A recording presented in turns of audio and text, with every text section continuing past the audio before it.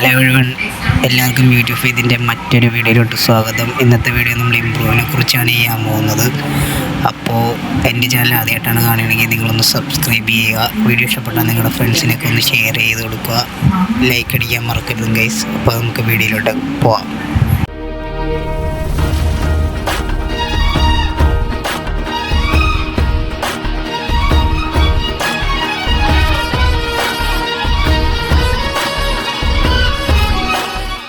First of all ഇന്നത്തെ video ചെയ്യാനുള്ള കാരണം എന്ന് പറഞ്ഞാൽ എല്ലാവരുടെയും ഒരു മിസ്റ്റേക്കാണ്. എല്ലാവരും ഇമ്പ്രൂവ് ചെയ്യാനായിട്ട് ട്രെയിനിങ് ചെയ്യുന്നുണ്ട്, പക്ഷേ ഇമ്പ്രൂവ് ആകുന്നില്ല. അതിൻ്റെ ഒന്നാമത്തെ കാര്യം കൺട്രോൾസ്. പലരും പല വീഡിയോസ് കണ്ട് പലരുടെയും കൺട്രോൾ യൂസ് ചെയ്തായിരിക്കും കളിക്കുന്നത്. ഫസ്റ്റ് ഓഫ് ഓൾ നമ്മൾ നമ്മുടെ ഒരു കൺട്രോൾ ഉണ്ടായി അത് ഉണ്ടാക്കിയിട്ട് മാസ്റ്റർ ചെയ്യാൻ പഠിക്കുക. അതാണ് ഫസ്റ്റ് ഓഫ് ഓൾ നമ്മൾ ശ്രദ്ധിക്കേണ്ട കാര്യം. നമ്മുടെ കൺട്രോൾ തന്നെ നമ്മൾ ചെറിയ രീതിയിൽ പറ്റാത്ത കാര്യങ്ങളൊക്കെ മാറ്റി മാസ്റ്റർ ചെയ്യുക. പിന്നെ ബട്ടൺ സൈസ് നമ്മുടെ കൈക്ക് പറ്റുന്ന രീതിയിൽ സൈസ് ചെയ്തിടുക. അതാണ് കൺട്രോൾസിൻ്റെ കാര്യത്തിൽ പറയാനുള്ളത്. സെക്കൻഡ് വൺ സെൻസിറ്റിവിറ്റി എന്ന് പറഞ്ഞു കഴിഞ്ഞാൽ നമ്മൾ പല വീഡിയോസ് കൊണ്ട് അവരുടെ സെൻസിറ്റിവിറ്റി നമ്മൾ യൂസ് ചെയ്യാണ്ടിരിക്കുക. സെൻസിറ്റിവിറ്റി നമ്മൾ മാക്സിമം ഒരു സെൻസിറ്റിവിറ്റി തന്നെ നമ്മൾ മാസ്റ്റർ ചെയ്തെടുക്കുക. നമ്മൾ വീഡിയോസ് കൊണ്ട് സെൻസിറ്റിവിറ്റി നമ്മൾ അതുപോലെ തന്നെ കോപ്പി ചെയ്യേണ്ട, അതുപോലെ അതിൽ ചേഞ്ചൊക്കെ വരുത്തി നമ്മൾ മാസ്റ്റർ ചെയ്തെടുക്കുക. അതുപോലെ തന്നെ നമ്മൾ യൂസ് ചെയ്യാണ്ടിരിക്കുക മാക്സിമം. അതാണ് നമ്മൾ ചെയ്യേണ്ടത്. അല്ലാണ്ട് അത് യൂസ് ചെയ്ത് തന്നെ കളിച്ചാൽ നമുക്ക് സെൻസിറ്റിവിറ്റിയുടെ കാര്യത്തിൽ ഒരിക്കലും നമുക്ക് ഇമ്പ്രൂവ് ചെയ്യാൻ പറ്റാത്തൊരു കാര്യമാണ് സെൻസിറ്റിവിറ്റിയുടെ കാര്യത്തിൽ.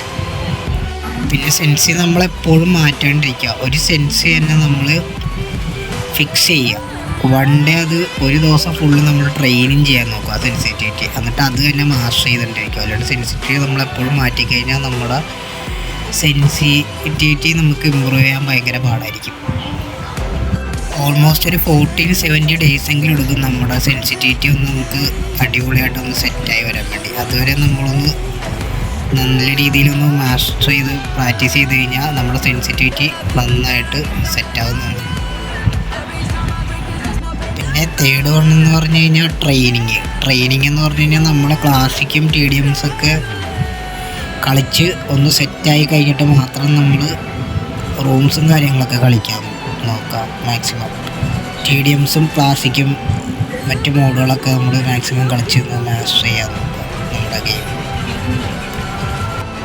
നാലാമത്തെ കാര്യം എന്ന് പറയുന്നത് വെച്ചാൽ ഗെയിം സെൻസാണ്. ഗെയിം സെൻസിന് ഫസ്റ്റ് ഓഫ് ഓൾ നമുക്ക് വേണ്ടത് സൗണ്ട് സെൻസാണ്.